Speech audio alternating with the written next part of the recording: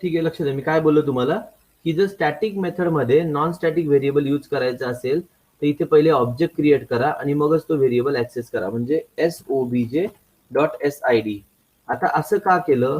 कारण की स्टॅटिकची जी मेमरी असते ना, तर ती ऑब्जेक्ट क्रिएट होण्याच्या आधी अलगड होते. बघा एक्झाम्पल बघा इथे, जर आपण लिहिला पब्लिक कन्स्ट्रक्टर लिहूया तिथे, student1 लिहिला, डिफॉल्ट कन्स्ट्रक्टर, इथे काय लिहिलं, डिफॉल्ट कन्स्ट्रक्टर. हा, रिमेंबर दिस. ओके, लक्ष द्या सगळ्यांनी. हा, डिफॉल्ट कन्स्ट्रक्टर. ओके, तर काय सांगितलं इथे मी तुम्हाला, की स्टॅटिक व्हेरिएबल जे असतात ते क्लास होण्याच्या आधी अलोकेट होतात आणि याची नॉर्मल इन्स्टन्स व्हेरिएबल जे असतात ते ऑब्जेक्ट क्रिएट झाल्यानंतर अलोकेट होतात. मग इथे स्टॅटिक मेथडमध्ये थोडक्यात लक्षात ठेवायचं, स्टॅटिक मेथडमध्ये की static variable, non static variable use करायचा असेल तर त्या क्लासचा ऑब्जेक्ट क्रिएट करा. ही लाईन समजली का सगळ्यांना? Please reply. स्टॅटिक मेथडमध्ये जर नॉन स्टॅटिक व्हेरिएबल यूज करायचा असेल तर त्या क्लासचा ऑब्जेक्ट क्रिएट करावा लागतो, तर स्टॅटिक मेथडमध्ये नॉन स्टॅटिक व्हेरिएबल यूज करता येतात. Everyone understood? ठीक आहे. त्याच्यानंतर स्टॅटिक मेथडला कॉल करण्यासाठी आपल्याला काही क्लासची गरज, ऑब्जेक्टची गरज नाहीये. आपण त्याला डायरेक्ट कॉल करूया तिथे, बिफोर ऑब्जेक्ट, student1 डॉट काय नाव आहे त्याचं, डिस्प्ले. हे बघा, त्याला इथे कॉल केला आपण, कसं, student1 डॉट डिस्प्ले. हे बघा. ओके, याला आपण डायरेक्टली कॉल करू शकतो, student1 dot display.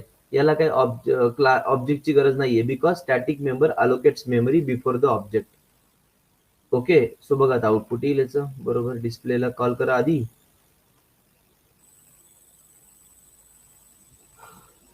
College ID 0, student ID is 101. आता कॉलेज आयडी 0 का आला? बघा इथे कन्स्ट्रक्टर पण होता बघा, पण तुम्ही जर ऑब्झर्व केलं इथे, मी डिस्प्लेला कॉल केलं, तो डिस्प्लेकडे गेला, डिस्प्लेने या कन्स्ट्रक्टरला कॉल केलं नंतर. ओके, म्हणजे त्याने आपल्याला ही लाईन दिली. ओके, नंतर त्याने काय केलं, स्टुडंट आयडी इथे 101 आहे आणि कॉलेज आयडी तेव्हा 0 होता. ठीक आहे, नंतर मग पुढचं आउटपुट बघितलं, काय केलं, मग स्टुडंटचा ऑब्जेक्ट केला, कॉलेज आयडी 1 केला आणि स्टुडंट आयडी 10 केला. मग नेक्स्ट लाईन तुम्हाला 1 आणि 10 येणार. बघा, चेक करा आउटपुट. नेक्स्ट लाईन येस, 1 आणि 10 आलं. परत एकदा पुढचा ऑब्जेक्ट तयार केला, अजून एक कन्स्ट्रक्टर कॉल झाला, बरोबर आहे. 2 आणि 20 येणार इथे. नेक्स्ट आउटपुट असेल 2 आणि 20. 2 आणि 20 आहे का? 2 आणि 20 बघूयात. ओके, पुढचा आन्सर येस, 2 आणि 20 बरोबर, या दोन लाईन्स. त्याच्यानंतर परत आपण काय केलं, S1 डॉट शो केला परत एकदा, S1 डॉट शो. मग 2 आणि 10 असेल, कारण की S1 चा स्टुडंटचा रोल नंबर 10 होता, पण कॉलेजचा आयडी चेंज झाला. इथे काय बरं, येस, 2 चेंज झाला बघा, इथे 2 झाला. तर S1 तर सांगेल माझ्याकडे तर कॉलेजचा आयडी 1 होता, इथे 2 झाला, कारण की S2 ने चेंज केला म्हणून इथे पण चेंज झाला, पण रोल नंबर नाही चेंज होऊ शकत स्टुडंटचा. ठीक आहे, आणि नंतर मग हे परत एकदा कॉल केलं. That's it. समजलं का सगळ्यांना? Please reply. स्टॅटिक मेथड कळली सगळ्यांना? Please reply. आता मागच्या प्रोग्राम मध्ये पण आपण स्टॅटिक मेथड वापरली होती, इंटिजर डॉट पार्सिंट.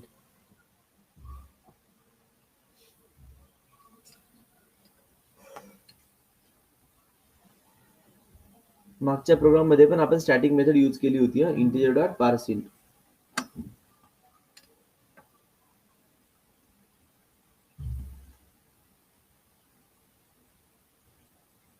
ठीक आहे, नेक्स्ट बघूयात आता.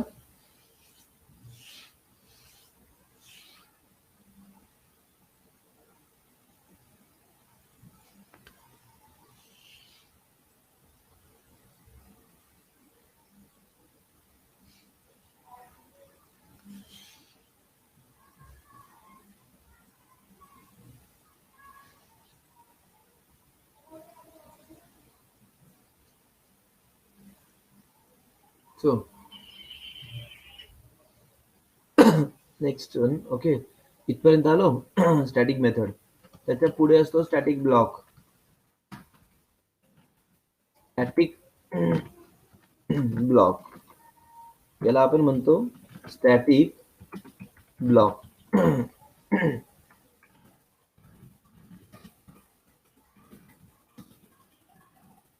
त्याला काय म्हणतो आपण? Static block. स्टॅटिक ब्लॉक काय असतो, हा एकदाच रन होतो. Static block executes only once for a class. Static block executes okay only once for a class. Remember this. Static block execute only once for a class. Constructor executes for each object. Constructor executes for each object, but static block executes only one for a class.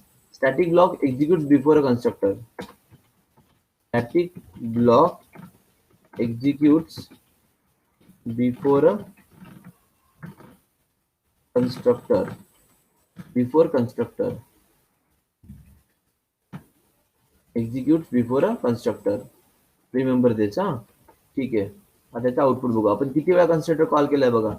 First, then second, as well as one more time here inside a display function. Third, total 3 times we have invoked the constructor. So let's see now what happened. Rightly, okay, run as application. Check करा. आता इथे static block आला सगळ्यात आधी, मग default constructor. बघा static block एकदाच call झाला. स्टॅटिक ब्लॉक हा कन्स्ट्रक्टरच्या आधी कॉल होतो, लक्षात ठेवा. ओके, म्हणून तुम्हाला मी हेच सांगायचं होतं की स्टॅटिक जे मेंबर्स असतात, स्टॅटिक मेंबर जे असतात ते ऑब्जेक्ट क्रिएट होण्याच्या आधी कॉल होतात. कळलं का सगळ्यांना मी काय बोललो ते? स्टॅटिक मेंबर जे असतात ते ऑब्जेक्ट क्रिएट होण्याच्या आधी कॉल होतात. कारण की कन्स्ट्रक्टरच्या आधी कॉल होत आहे म्हणजे काय? कन्स्ट्रक्टर कधी कॉल होतो? जेव्हा ऑब्जेक्ट क्रिएट होतो. बरोबर आहे की नाही? कन्स्ट्रक्टर कधी कॉल होतो? जेव्हा ऑब्जेक्ट क्रिएट होतो. आणि ऑब्जेक्ट क्रिएट होण्याच्या आधी जर काही कॉल होत असेल, that is the static member. Understood everyone? समजलं का सगळ्यांना? Please reply everybody.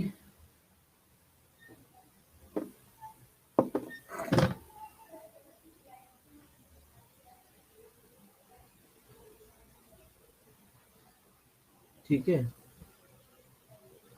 fine. So guys, that's it now. Today I'll not take much more thing. Tomorrow I'll tell you one more example of the static. आज फक्त एवढं लक्षात ठेवा, आज आपण एक स्टॅटिक ब्लॉक शिकलो. ओके, जो की एकदाच कॉल होतो. Constructor many time you can call. आपण स्टॅटिक व्हेरिएबल शिकलो. Allocate memory only once for a class. This is called as class variable. म्हणून static data members are class members are class member. Okay, only one memory for a class, and this is याला काय म्हणायचं? For each object separate memory. Okay, that's it. For each object separate memory. Understood everybody? Okay, that's it now. Today just go through this concept properly once again. एवढा program करा, बाकी उद्या परत revise करेल आणि will go to the new concept tomorrow. ठीक है, so tomorrow will take new concept. Okay, चलो then will stop here today. See you tomorrow. चलो bye. If you have any doubt you can just message me here, otherwise we can stop now.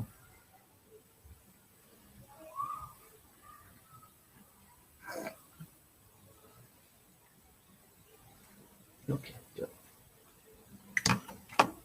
okay, chalo then, bye, thank you.